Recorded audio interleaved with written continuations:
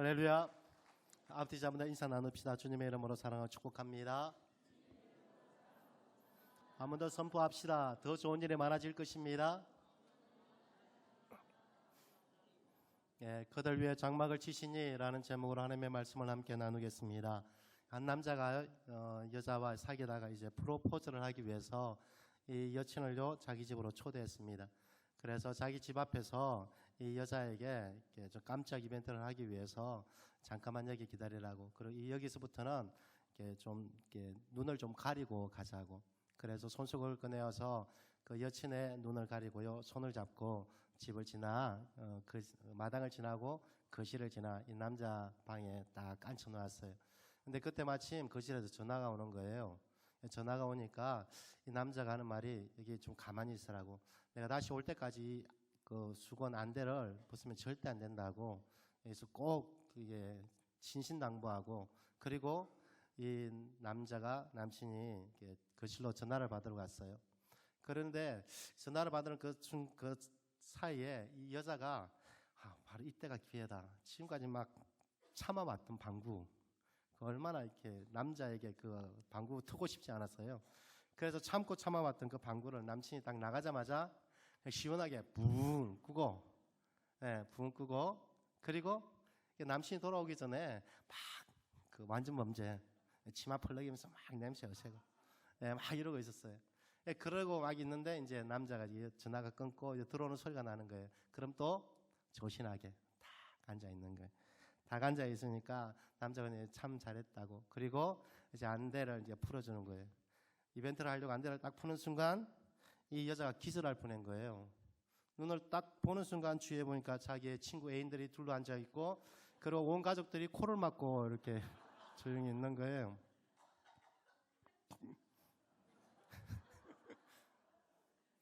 여러분 명심하십시오. 보이지 않는다고 없는 것이 아닙니다.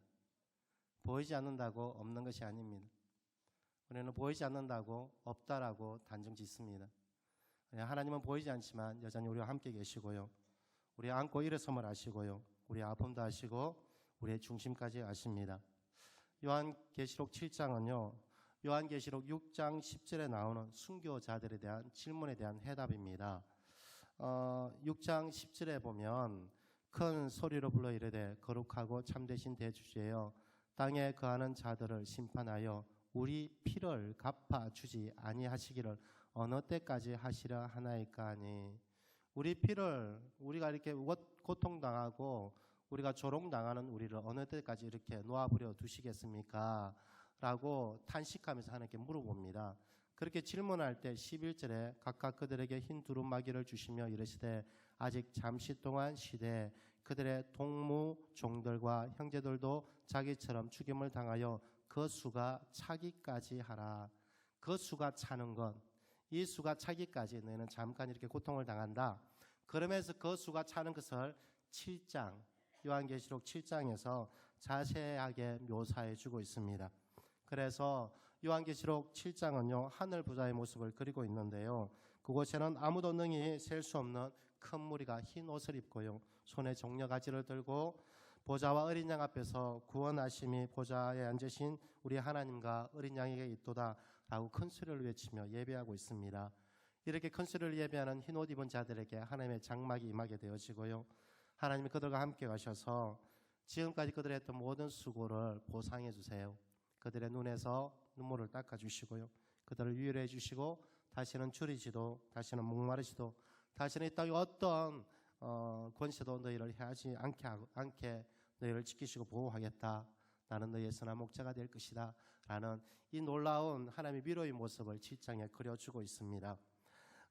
이 7장에서 이렇게 하나님의 위로의 모습을 그려주는 것은요, 이 단식하는 6장에 하나님 어느 때까지입니까? 라고 단언하는 이 순교자들에게 장차 너희가 지금 이것이 끝이 아니야. 끝이 아니야. 너희가 이렇게 수고하고 나를 위하여 목숨 거는 이 일에 대해서 내가 반드시 보상해 줄 것이고, 그리고 그 일은 멀지 않았어. 그 일은 멀지 않았어. 그러면서 그들의 믿음을 더욱 독려하는 것입니다. 그런데 우리가 이 7장의 장면 가운데 꼭 알아야 될 것이 하나 있습니다. 그것은요, 하나님의 장막에는 아무나 들어가지 않습니다. 하나님의 장막에는 아무나 들어가지 않고 그 수가 어느 때까지 차겠습니까? 그 수가 찰 때까지. 근데 그 수를요 7장에서는요 14만 4천이라고 이야기하고 있습니다. 이 14만 4천에 대해서 신천지들은 자기들만의 숫자, 이단들은 자기들만의 숫자라고 이야기합니다. 여러분 제가 전때 한번 여러분과 얘기했지만 요한계시록은 편지라고 했습니다. 편지를 딱딱 떼어 읽으면은 이것처럼 머리 썩은 일이 없습니다. 첫 주에 저와 함께 나눴는데 또 이렇게 얘기하면 하여튼 내가 쭉쭉빵빵 여자가 있는데 출장 가서 쭉쭉빵빵 여자가 있는데 이 여자와는 상관없이 나는 예진 엄마만 사랑해. 오직 예진 엄마만 사랑하고 예진 엄마만 내가 바라보고 있어. 이렇게 편지를 썼어요. 그런데 이것을 분석한다고 앞에 쭉쭉빵빵 떼버리고 그리고 예진 엄마 사랑해. 이렇게 떼버리면 너무 어리석잖아요. 이건 앞에 쭉쭉빵빵이 문제가 아니고 누가 문제예요? 예진 엄마를 사랑한다가 포커스잖아요. 그런데 이 이단들은요 앞에 것만 딱 떼요. 쭉쭉빵빵 여자. 쭉쭉빵빵이면 어떻게 해야 돼? 쭉쭉빵빵은 뭘 상징하지? 비유적으로 악한 사단이야? 막 이렇게 이상하게 이렇게 꼬아버리는 겁니다. 쭉쭉빵빵이 문제가 아니고 뒤에 뭐예요? 예전 엄마를 사랑하는, 이 쭉쭉빵빵과 상관없이 예전 엄마를 사랑하는 거잖아요. 그래서 이 전체를 이야기하는 것이죠. 14만 4천도 마찬가지입니다. 14만 4천만 딱 떼버리면 문제예요. 그런데 14만 4천에 보면 7장에 이스라엘 12지파를 이야기하고 있습니다. 근데 12지파가 1만 2천씩 동일합니다. 그 민수기에 보면 각 지파의 수가 나오는데 그 수가 한 지파마다 동일하게 나오지가 않아요. 여기서는요 각 지파마다 그 숫자가 똑같아요. 이것은 상징적으로 말합니다. 그래서 그 수가 차기까지 14만 4천 그리고 9절에 보면 2일 후에 내가 보니 각 나라와 족속과 백성과 방언에서 아무도 능히 셀 수 없는 큰 무리와 이렇게 연결되어집니다. 그래서 14만 4천이라고 하는 것은 흰옷 입은 하나님의 충만한 숫자, 완전한 숫자입니다. 그런데 꼭 명심해야 될 것은 이 14만 4천 하나님의 흰옷 입은 자의 수는요 아무나 들어가는 것은 아닙니다. 이것은 확실합니다. 왜냐하면 12지파 가운데서 한 지파가 빠져요. 그 지파가 단 지파입니다. 단 지파는 이스라엘 백성에게 우상 숭배의 권원지가 되어졌고요. 우상 숭배의 통로가 되어졌습니다. 그래서 단 지파가 빠지고 대신에 요셉의 아들 므낫세 지파가 들어옵니다. 므낫세 지파가. 그리고 이 흰옷 입은 사람은 어떤 사람이냐면 그냥 아무나 흰옷을 주지 않습니다. 그 6장 11절에 보니까 각각 그들에게 흰 두루마기를 주시며 흰 두루마기 흰옷을 주시는데 어떤 사람에게 주시느냐 하면 하나님 때문에 핍박당하고 예수님 때문에 순교하는 사람들, 예수님께 순교하는 사람들만 흰옷을 줍니다. 그래서 이 흰옷 입은 자만 하나님의 장막에 거하고 하나님의 놀라운 위로를 경험하게 되어지는 것이죠. 그럼 이 흰옷 입은 자는 어떤 사람을 상징하는가? 이것이 너무 중요하잖아요. 저는 우리 교회 모든 성도들이요 교회 다닌다고 구원하는 거 아니에요. 교인이 아니라 여러분이 흰옷 입은 자가 되어져야 돼요. 흰옷 입은 자가 되어져야 되고요. 여러분 착각하고 있는 것이 교회 직분 받고 이러면 나는 하나님의 장막에 거한다. 아니 그건 거짓말이에요. 성경에 그렇게 이야기하고 있지 않아요. 여러분 요한계시록은 누구한테 말해요? 요한계시록의 수신자가 누구죠? 흰옷 입은 자가 되기를 주님은 축복합니다. 그런데 이 흰옷 입은 자라는 것은 무엇을 의미하는가? 성경에 여기서 무엇을 상징하는가? 혼인잔치에 들어갈 수 있는 예복은 어떨 때 예복을 입을 수 있는가? 오늘 한번 살펴보고 여러분 모두가 흰옷 입은 자가 되기를 바랍니다. 첫째는요, 하나님의 인치심이 있어야 됩니다. 하나님의 인치심이 있어야 됩니다. 하나님의 보좌 앞에 나아가는 자를 14만 4천이라고 하는데요. 이 14만 4천은 어떤 특징이 있느냐면 3절에 이렇게 이야기합니다. 우리 3절 한번 읽어볼까요? 시작. 이르되 우리가 우리 하나님의 종들의 이마에 인치기까지. 이 14만 4천에게는 특징이 하나 있는데 그의 이마에 하나님의 인이 있다는 것입니다. 이 인치다는 것은요 스포라기조라는 헬라어로 사용하고 있는데 이것은요 소유 그리고 내 것이라는 표시를 하기 위한 문장 그리고 도장, 인장과 같은 것을 말합니다. 다시 말하면 어떤 계약이나 어떤 작품, 여러분 혹시 이렇게 큰 미술 작품을 그리고 있으면 미술 작품 제일 밑에 자기의 인장을 꽉 찍죠. 누구 것? 내 것이라는 것입니다. 내 것이라는 것입니다. 그래서 인친다라는 것은요, 하나님의 것, 하나님의 소유가 되어졌다라는 것을 의미합니다. 이것을요, 좀 더 쉽게 풀이하게 되어지면, 우리가 이 문화 가운데 이해할 수 있게끔 좀 더 쉽게 풀이하게 되어지면, 예수 그리스도와 결혼하고 결혼 반지를 받는 것입니다. 결혼 반지를 받는 것입니다. 성경에서는요, 하나님과 이스라엘 백성과의 관계를 신랑과 신부의 관계, 결혼 관계로 이야기합니다. 이사야 54장 5절에 보니까 이는 너를 지으신 자는 내 남편이시라. 그 이름은 만군의 여호와시며 내 구속자는 이스라엘의 거룩한 자신이라. 나를 지으신 하나님께서 나의 남편이랍니다. 호시아서는요, 고멜과 엄나는 그 관계 가운데도 지속적으로 사랑하는 하나님의 사랑을 우리 가운데 이야기해 주고 있습니다. 그래서 하나님과 이스라엘 백성을 남편과 아내의 관계로 묘사하고 있습니다. 예수님도 동일하게 말씀하고 계십니다. 예수님도 천국 비유에 대해서 신랑을 기다리는 열처녀 신부라고 이야기합니다. 그때에 천국은 마치 등을 들고 신랑을 맞으러 나간 열처녀와 같다 하리니, 예수님은요, 자기가 이 땅의 신랑이시고 성도는 그의 거룩한 신부라고 이야기합니다. 그래서 요한계시록의 제일 마지막은요, 천국 잔치를 혼인잔치라고 묘사하고 있는 것이죠. 그래서 하나님의 인받았다라고 하는 것은요, 이 결혼관계 가운데 하나님의 거룩한 신부라는 결혼 반지를 받는 것입니다. 여러분, 결혼 반지 끼고 계세요? 목사님은요, 아주 팔아먹었어요. 아니, 우리 결혼 반지 해가지고 제가 반지 하면 알레르기 좀 있어서 이거 예전에만 목걸이로 바꿔줬어요. 이 결혼 반지를 끼고 있다라는 것은 내가 이제 처녀가 아니라 나는 유부녀야. 나는 한 남편에게 속해서 나는 남편이 있어라는 것을 표시하는 거잖아요. 그리고 나의 남편이 있음을 당당히 세상 가운데 나타내는 것입니다. 여러분, 미국에서는요, 이 결혼 반지를 끼지 않으면 이혼 사유가 된답니다. 갑자기 뜨끔하시죠? 꼭 끼시죠. 결혼 반지를 끼지 않으면, 그래서 미국 같은 데 보면요, 나이트클럽에 처녀 행사하려고요, 결혼 반지 빼고 가는 사람도 있답니다. 왜냐하면 나는 결혼하지 않았어 라고 표시 내기 위해서. 결혼 반지를 끼는 것은요, 나는 남편이 있어 라는 것을 당당히 자랑하는 것입니다.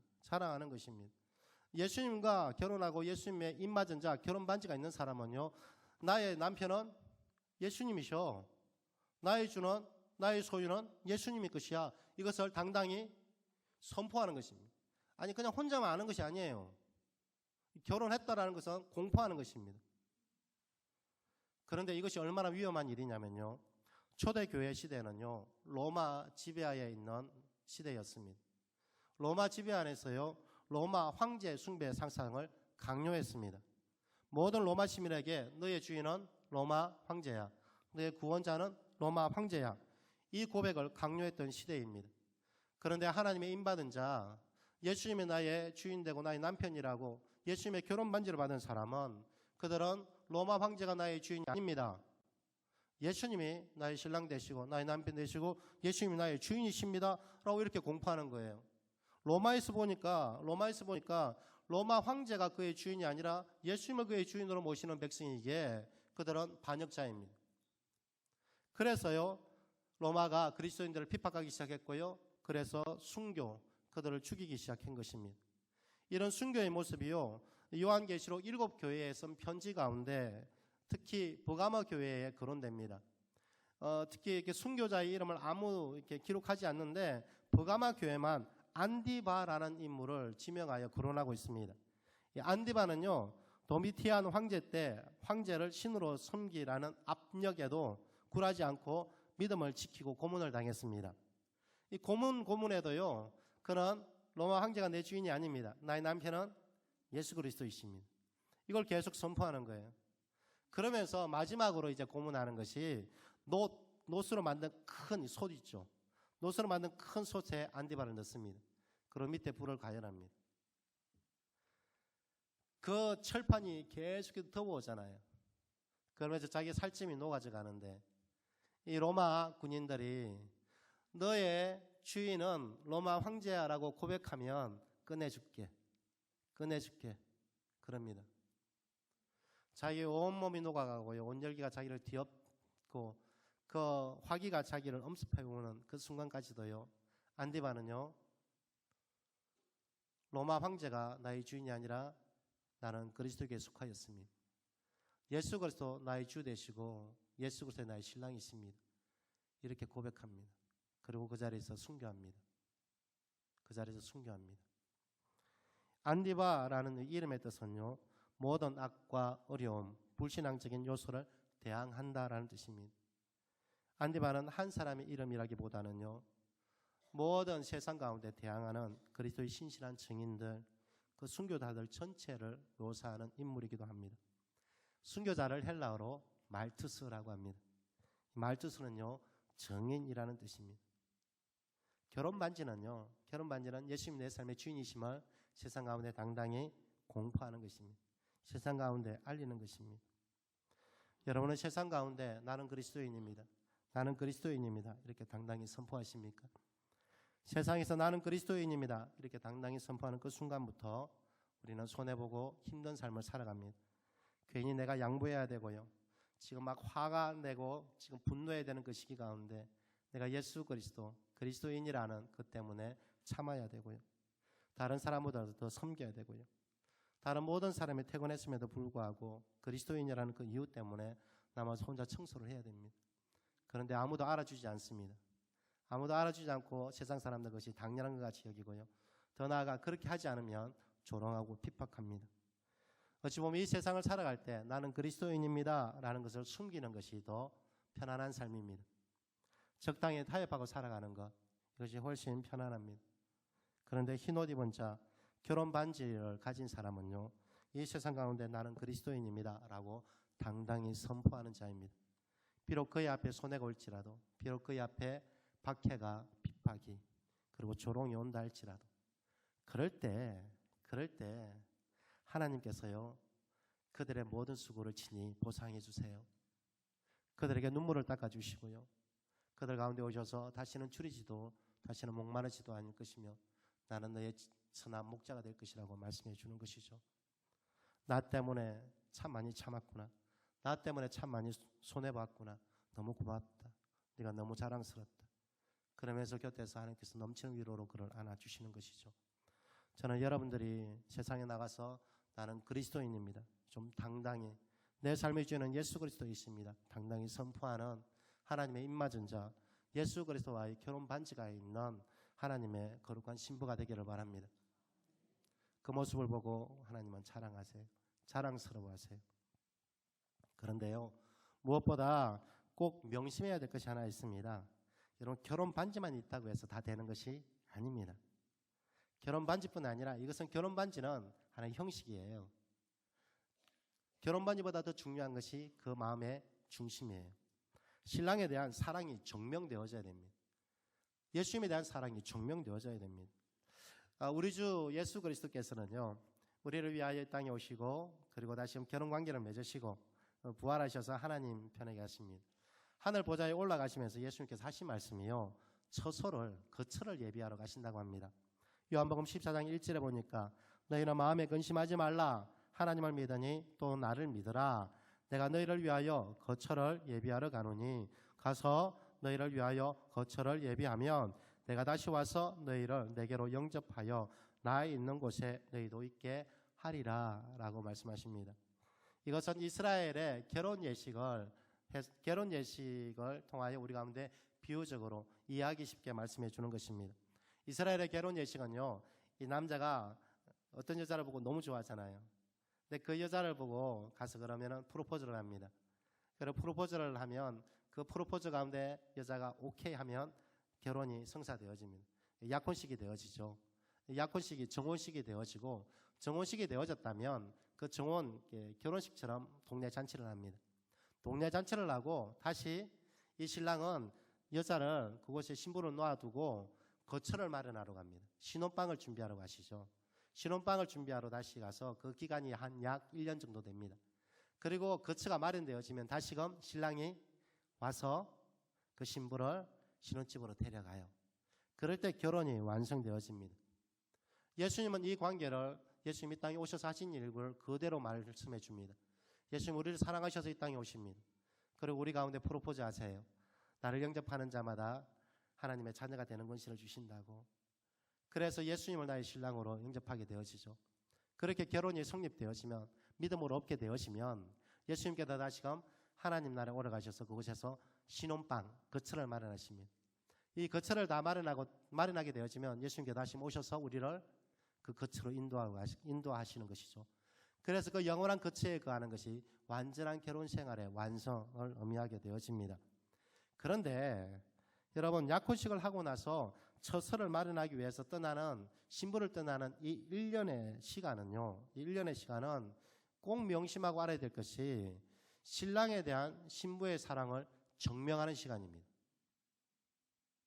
이 1년은 허투루 준비되어지는 시간이 아니라 신랑에 대한 신부의 사랑이 증명되어지는 시간입니다. 그 당시에는요, 의술이 발달하지 않았습니다. 그런데 이 여자가 이 남자의 프로포즈를 받고 어쩔 수 없이 결혼을 해요. 어쩔 수 없이. 자기는 다른 사람을 더 사랑하고 있어요.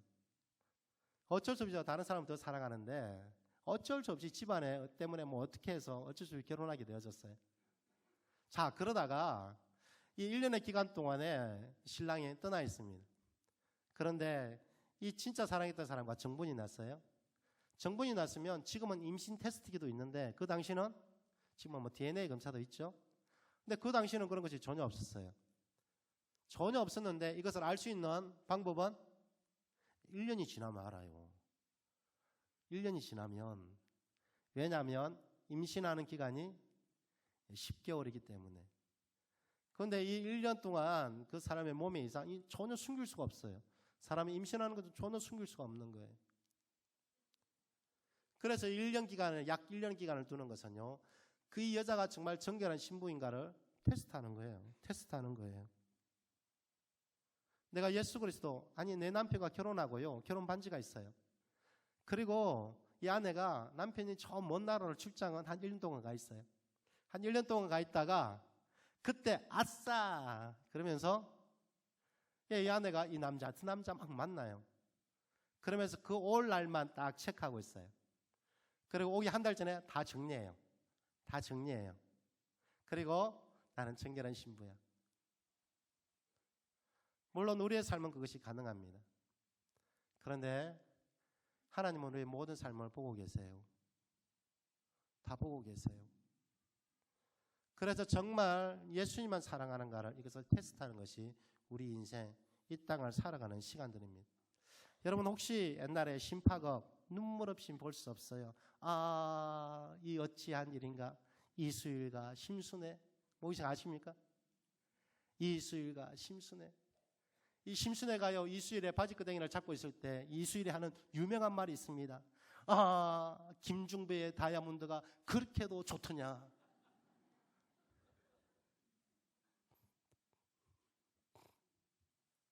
마지막 때에 우리가 예수님의 바지끄댕이 끄잡고, 주님 나 좀 구원해달라고. 예수님이 아, 세상의 다이아몬드가 그렇게 좋더냐? 얼마나 부끄러운 신부의 모습이에요. 얼마나 부끄러운 신부의 모습이에요. 그래서요, 하나님에 대한 사랑이 우리 가운데 증명되어져야 됩니다. 이것을 7장 14절에 이렇게 말합니다. 7장 14절 읽겠습니다. 시작. 내가 말하기를 내 주여 당신이 아시나이다 하니 그가 나에게 이르되 이는 큰 환난에서 나오는 자들인데 어린 양의 피에 그 옷을 씻어 희게 하였느니라.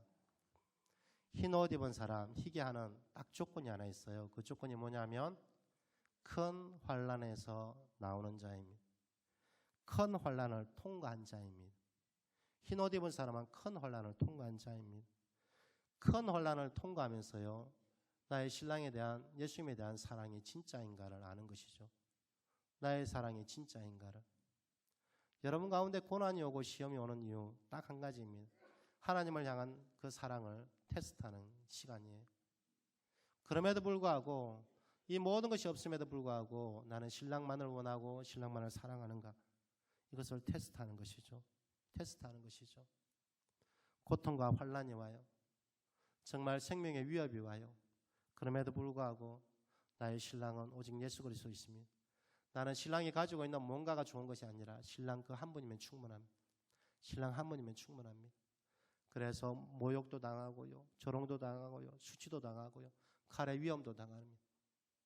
그렇게 힘겹게 다시금 신랑 오기를 그렇게 사모하고 자기를 거룩함으로 지켜가는 그 정결한 신부, 그 신부를 신랑이 와서 보면요, 얼마나 마음이 짠하겠어요.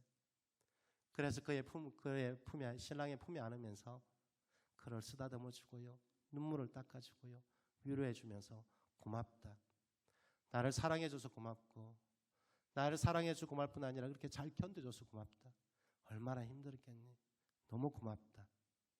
그러면서 하나님께서요, 우리를 쓰다듬어 주시고 안아주세요. 그리고 영원한 사랑으로 우리를 위로해 주시고 회복해 주시죠. 이것이 천국입니다. 이것이 천국입니다. 천국은요, 이미와 아직의 사이에 존재합니다. 이미는요, 이 땅 가운데 하나님이 이루어진 거죠. 결혼 예식은요, 이미 예수님이 오셔서 우리 가운데 프로포즈 하셨어요. 우리는 그의 거룩한 신부가 되어졌어요. 이 땅 가운데 하나님의 사랑을 알게 되어졌고요, 그 사랑을 우리가 그 사랑의 삶을 살기로 결정하는 것이죠. 그래서 이미는 왔어요. 근데 아직 완성되지 않았어요. 완성은 예수님이 처소를 마련하고 다시금 오셔서 우리를 인도해 가는 것, 이것이 완성입니다. 이미는요, 우리가 이 땅 가운데 하나님의 사랑을 경험할 수 있는 것이죠. 우격다짐으로 우리가 견디고 참아내는 것이 신앙생활 아닙니다. 이 이미를 누릴 수 있는 것이 성령께서 오셔서 행하신 일입니다. 성령께서 오시면요, 하나님의 사랑을 알게 되어집니다. 조금이나마 완성되지 않았지만 하나님의 사랑의 그 풍성함을 알게 되어집니다. 때로는 오셔서 우리의 눈물을 닦아주시고요, 때로는 오셔서 우리를 쓰다듬어 주시면서요, 때로는 격려하십니다. 참 잘하고 있다고, 참 잘하고 있다고, 내가 너로 인하여 내가 더 기뻐하고 내가 더 고마워하고 있다고 이렇게 격려하고 있습니다. 저는 우리의 모든 성도들이 장녀가 아니라 거룩한 신부, 하나님의 기쁨이 되기를 주님 이름으로 축복합니다. 주님 다시 오실 때까지는 찬양이 있습니다. 우리 찬양하면서요, 우리의 신앙을 다시 한번 점검하기를 원합니다.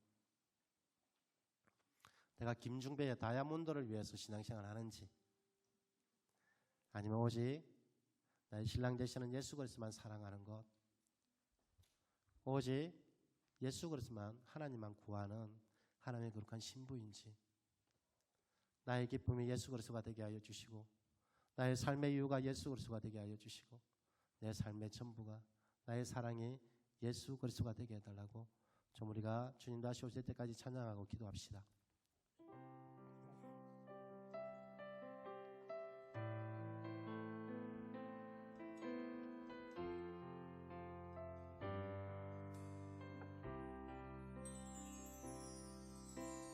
주님 다시 오실 때까지 나는 이 길을 가리라. 좁은 문, 좁은 길, 나의 십자가 지고 나의 가득 익은 끝에서 나는 주님을 보리라.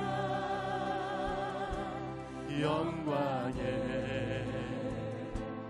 내 주님 나를 맞아주시. 주님 다시 오실 때까지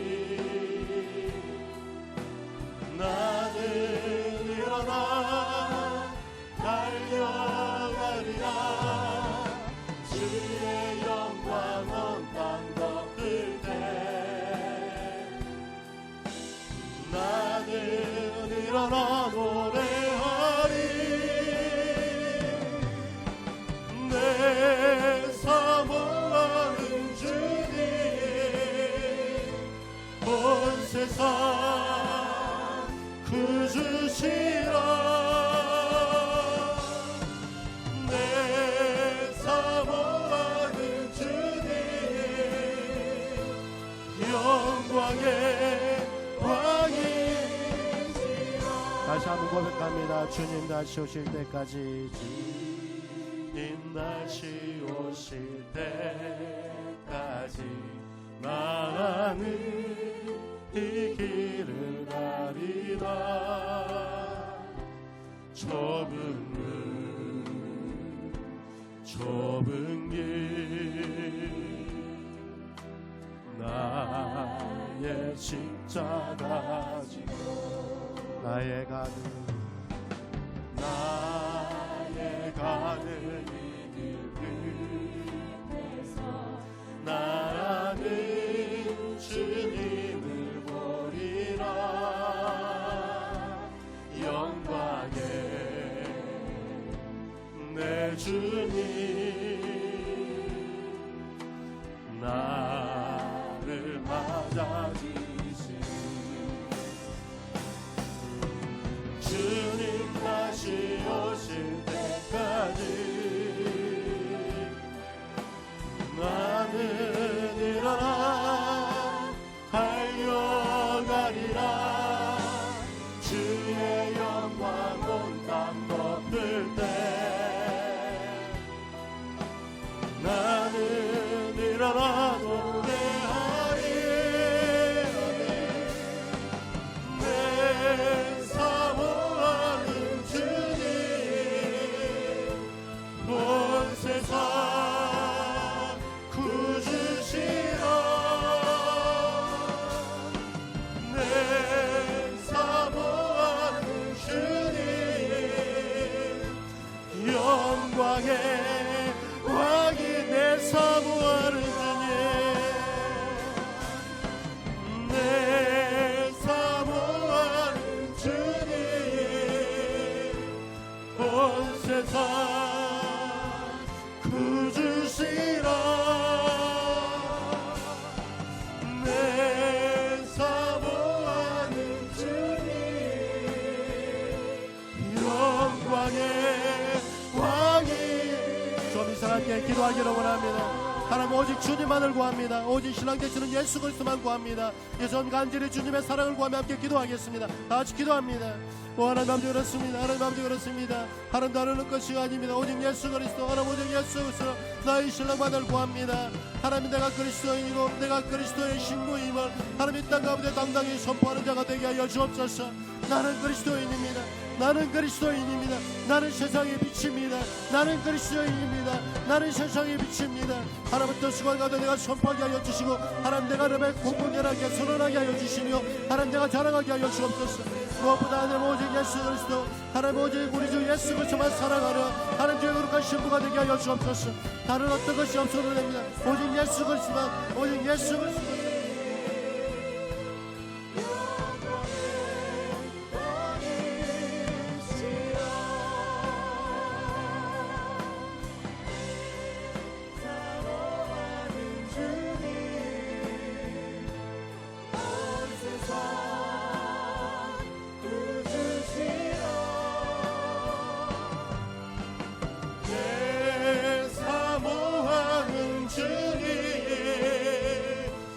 영광의 왕이 내 사모하는 주님 내 사모하는 주님 네 주님 네 그렇습니다 주님 세상 그 주시라 내 사모하는 주님 영광의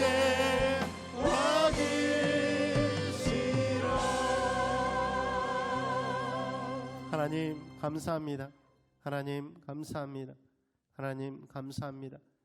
비천한 저희를 거룩한 예수 그리스도의 신부로 삼아주심을 감사합니다. 하나님 우리 가운데 이 영광의 아름다움이 열려지게 하여 주옵소서. 내가 거룩한 신부임을 자랑하게 하여 주시고 자랑스럽게 얘기하게 하여 주시며 세상 가운데 나는 예수님에게 속하였다라고 당당히 선포하는 자가 되게 하여 주옵소서. 무엇보다 우리의 신랑 되시는 예수 그리스도 오직 예수 그리스도를 사랑하게 하여 주옵소서. 이 땅을 살아가는 동안 예수님에 대한 우리의 사랑이 증명되어지게 하여 주옵소서. 세상에 어떤 물질의 유혹, 어떤 칼의 위협이 있을지라도 오직 예수 그리스도만 사랑하는 거룩한 신부가 되게 하사 하나님의 넘치는 위로를 경험하게 하여 주옵소서. 하나님의 장막이 그들 위에 임하게 하여 주옵소서. 하나님께 함께 하시고 하나님께서 위로하시는 거룩한 신부, 복 있는 인생 되게 주여 축복하여 주옵소서. 삶의 주인 되시는 주님을 사랑하여 거룩한 예물을 구별하여 드립니다. 제 예물을 응답하여 주옵소서. 드리는 손길마다 후이되어 누르고 흔들어 넘치는 복을 내려주시며 무엇보다 하나님께서 좋은 것으로 만족하게 하여 주시고 하나님의 아름다우심으로 채우시는 은혜가 있게 하여 주옵소서. 하나님의 권능의 손이 함께하사 삶의 문제가 풀어지고 열려지게 하여 주시며 하나님께서 행하시는 형통의 복으로 인도하시는 복도 누리게 하여 주옵소서. 환우들을 치유하여 주옵소서. 질병 가운데 노임을 받게 하여 주옵소서. 강건케 하여 주옵소서. 예수의 생명력으로 넉넉히 이기게 하여 주옵소서. 자녀성을 축복하 사업과 지혜의 문이 열려지게 하여 주시며 만남의 복도 허락하사 결혼의 문, 퇴의 문이 열려지게 하여 주옵소서. 군에 가 있는 자녀, 타제진 신앙 전하는 자녀, 유학 간 자녀들의 믿음을 지켜 주옵소서. 대표기도한 전제일 장로님의 기도 반드시 응답되게 하여 주시고 하나님이 그의 가정 가운데 은혜를 베풀어 주옵소서. 할렐루야 찬양대와 기갈 찬양의 찬양을 받아주시고 하나님 몸된 교회를 위하여 각양으로 섬기는 손길 주께서 기억하여 주시고 은혜 위에 은혜를 더하여 주옵소서. 주의 사랑 성도들 세상으로 나갑니다. 예수 그리스도의 거룩한 신부로 살게 하여 주시고 오직 하나님만 사랑하는 복 있는 인생 되게 주여 축복하여 주옵소서. 우리 주 예수 그리스도 이름으로 축복하며 기도하옵나이다.